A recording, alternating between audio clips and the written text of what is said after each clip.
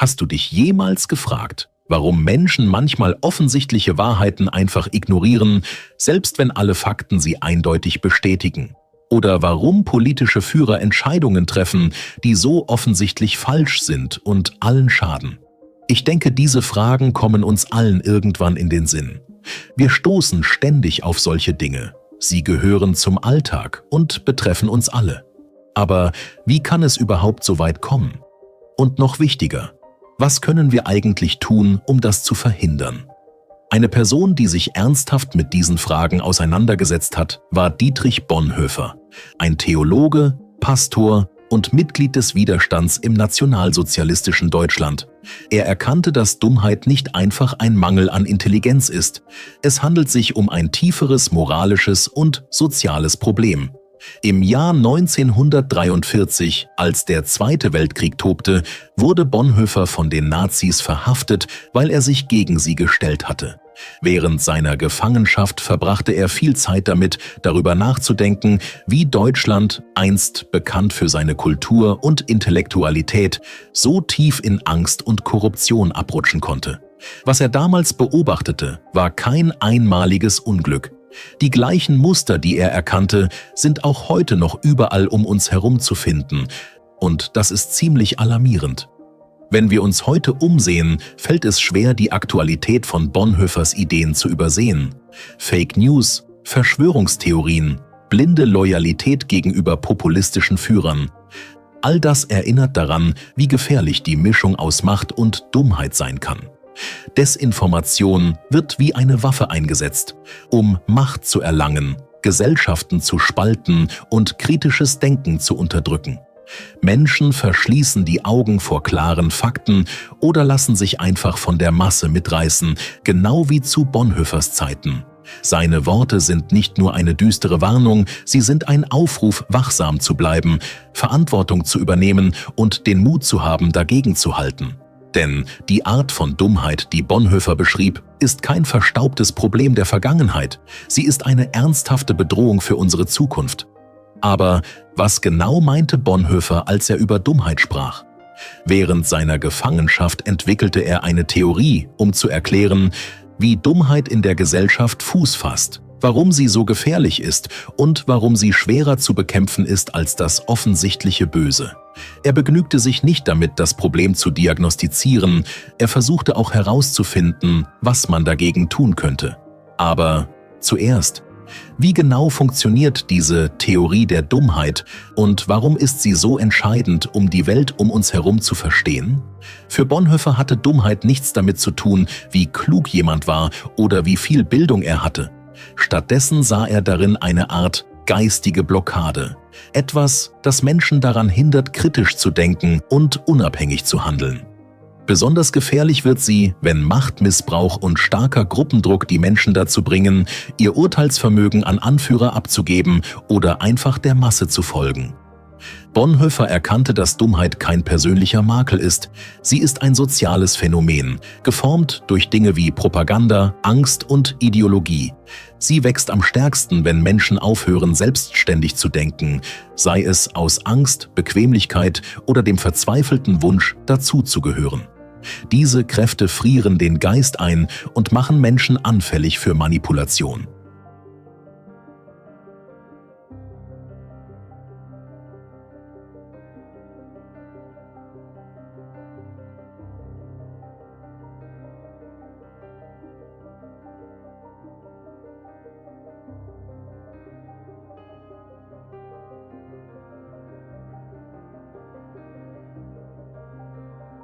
Außerdem ist Dummheit besonders gefährlich, weil sie oft unter der Oberfläche wirkt, ohne dass die Menschen es überhaupt merken. Leute, die töricht handeln, glauben meist fest daran, dass sie absolut im Recht sind und verteidigen ihre Ansichten dadurch noch aggressiver. Das macht Dummheit zu einem so harten Gegner. In seinen berühmten Gefängnisbriefen argumentierte Bonhoeffer, dass Dummheit ein noch größerer Feind des Guten sei als das offen Böse. Gegen das Böse können wir protestieren, wir können dagegen kämpfen, aber gegenüber der Dummheit sind wir nahezu hilflos. Proteste, Gewalt, sogar logische Argumente, all das scheint bei Dummheit nicht zu wirken. Dummheit überdauert sie alle. Ein weiterer wichtiger Punkt, den Bonhoeffer hervorhob, ist, wie viel gefährlicher Dummheit wird, wenn sie mit Macht verbunden ist. Er stellte fest, dass Menschen, sobald sie Teil einer Gruppe sind oder unter der Herrschaft eines autoritären Führers stehen, viel eher der Dummheit verfallen. In einer Menge zu sein, gibt ihnen ein falsches Gefühl von Sicherheit und sie übertragen ihre persönliche Verantwortung auf die Gruppe oder deren Anführer. Deshalb ignorieren Menschen gerade in autoritären Systemen, wo Dummheit fast gefördert wird, offensichtliche Wahrheiten und unterstützen katastrophale Entscheidungen. Gehorsam und Konformität helfen den Mächtigen, ihre Macht zu bewahren. Bonhoeffers Gedanken stimmen tatsächlich ziemlich gut mit dem überein, was frühere Philosophen ebenfalls erkannt hatten. Schon damals bemerkten Philosophen, dass der Mensch von Natur aus ein soziales Wesen ist. Und genau diese soziale Seite legt den Grundstein für Dummheit. Im Kern ist Dummheit etwas, das in Gruppen entsteht. Eine einzelne törichte Person richtet vielleicht nicht allzu viel Schaden an, aber wenn eine ganze Gruppe in diese Richtung geht, können die Auswirkungen massiv und viel zerstörerischer sein. Und ehrlich gesagt, die menschliche Natur hat sich über Tausende von Jahren kaum verändert. Viele der Funktionsweisen unseres Geistes lassen sich bis zu den frühesten Anfängen der Menschheit zurückverfolgen, als unsere Vorfahren erste primitive Gehirne entwickelten. In dieser Zeit eigneten wir uns viele mentale Abkürzungen, sogenannte Heuristiken, an, um zu überleben. Eine der wichtigsten, der Herdeninstinkt. Wenn Menschen nicht genau wissen, was sie tun sollen, denken sie oft, wenn es alle anderen machen, wird es schon richtig sein. Aber das Problem ist, dieser Instinkt kann uns sehr leicht auf den falschen Weg führen. Herdenverhalten ist einer der größten Treiber von Dummheit. Das wird auch durch zahlreiche wissenschaftliche Studien bestätigt. Eines der berühmtesten Experimente in der Sozialpsychologie ist das Konformitätsexperiment von Solomon Asch aus dem Jahr 1951. Er wollte herausfinden, wie weit Menschen gehen würden, um sich einer Gruppe anzupassen, selbst wenn die Gruppe offensichtlich im Unrecht war. In dem Experiment saßen die Teilnehmer um einen Tisch und führten einfache Aufgaben durch, etwa das Vergleichen von Linienlängen. Einige der Teilnehmer arbeiteten in Wirklichkeit mit den Versuchsleitern zusammen und gaben absichtlich falsche Antworten, nur um zu sehen, ob die echten Teilnehmer nachgeben und sich den offensichtlich falschen Entscheidungen der Gruppe anschließen würden.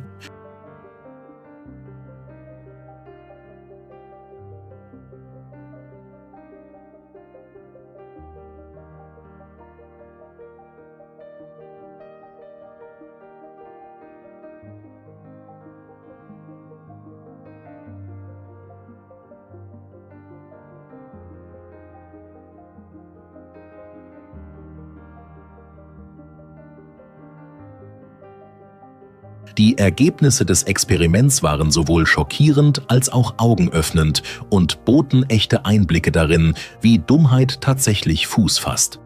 Es stellte sich heraus, dass etwa 75% der Teilnehmer mindestens einmal mit der Gruppe übereinstimmten, obwohl sie wussten, dass die Antwort falsch war.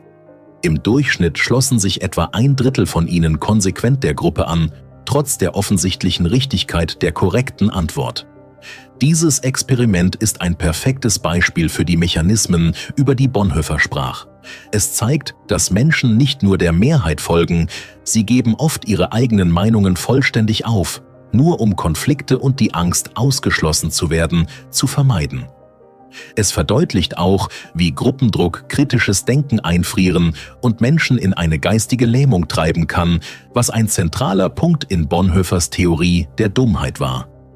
Aber, wie ich bereits erwähnt habe, wollte Bonhoeffer nicht nur erklären, wie Dummheit entsteht, er wollte auch herausfinden, wie man sie bekämpfen kann.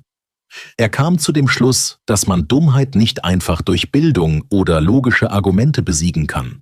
Wirkliche Veränderung, so glaubte er, erfordert etwas Tieferes: Mut, ein Gefühl für persönliche Verantwortung und die Fähigkeit, unabhängig und kritisch zu denken. Aber das wirft eine große Frage auf. In einer Welt, die von Fake News, Verschwörungstheorien und Manipulation überschwemmt wird, wie können wir das erreichen?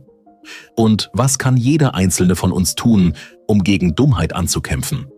Der erste und wichtigste Schritt ist der Aufbau von kritischem Denken, bei uns selbst und bei den Menschen um uns herum. Das bedeutet, Informationen zu hinterfragen, bevor wir sie einfach akzeptieren oder weitergeben. Es geht darum, verlässliche Quellen zu suchen und Fakten zu überprüfen, anstatt alles unkritisch zu schlucken. Der zweite wichtige Aspekt ist, Verantwortung zu übernehmen. Erkenne an, dass das, was du tust oder nicht tust, echte Konsequenzen hat. Lass dich nicht vom Gruppenzwang oder von der Mehrheitsmeinung mitreißen, sondern triff bewusste Entscheidungen auf der Grundlage von Fakten und soliden Werten. Es erfordert echten Mut, für das einzustehen, woran man glaubt, besonders wenn es unpopulär ist, aber genau dieser Mut ist absolut notwendig, wenn wir gegen Dummheit und all den Schaden, den sie anrichtet, ankämpfen wollen. Das dritte entscheidende Element ist unabhängiges Denken. Setze nicht blindes Vertrauen in Autoritäten und lasse dich nicht von Trends oder der Masse mitreißen, nur weil es einfacher ist. Nur Menschen, die selbstständig denken, können sich aus der Manipulation befreien. Bonhoeffer wusste, dass dies nicht einfach sein würde, aber er glaubte fest daran, dass jeder von uns das Zeug dazu hat, den Kreislauf zu durchbrechen, indem wir mutig genug sind, kritisch zu denken, Verantwortung zu übernehmen und unabhängig zu handeln. Und so bleibt die letzte Frage: Bist du bereit, diesen Mut zu zeigen?